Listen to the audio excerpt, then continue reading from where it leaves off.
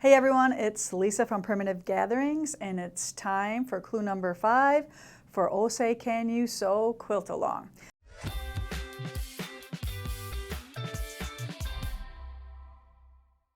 Now I feel like I've already explained this a couple times because if you do follow me, I may give a few hints to an upcoming clue.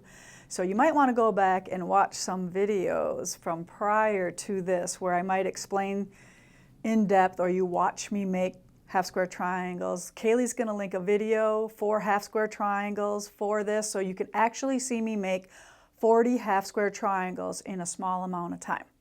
Okay, so to begin, all we are making, is 1,152 half square triangles. Now I'm making all my half square triangles blue and white.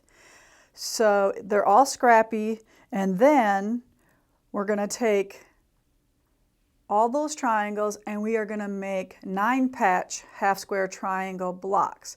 Now we will need 128 of these.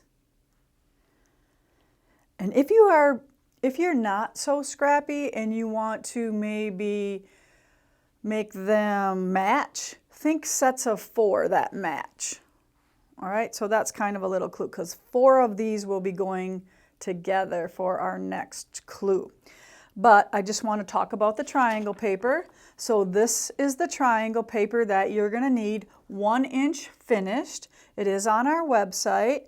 You will need more than 1 pack. So this pack makes 1,000, so you're going to need 1,152, so you are going to need 2 packs. But don't worry, you're going to love making these triangles so much that those other ones left over you are going to use for something else. 1 sheet, I've trimmed this one up, makes 40 half square triangles. You also, if you're using scraps like I am, like this isn't going to cover it, right? So I might only get 3 out of 1 fabric and then put another strip on to make 4. Or I might just cut a bunch of single strips like this and use like jelly rolls or any small leftover scraps, because this can still fit on here, believe it or not. See that? That will work. So whether you're doing yardage or scraps, you can cut these apart. You can use whatever configuration you have. If you have pieces like this, maybe you're only going to get 4 half square triangles, just this little bit. But if you're determined to use up all your scraps, it can be done. All right, so I talked about my scraps. I talked about that. So now all you need to do is watch the video because I go through all of the steps. So here's the directions on what you're going to need to do the triangle paper correctly. And I just want to point out a couple of the things that are very important.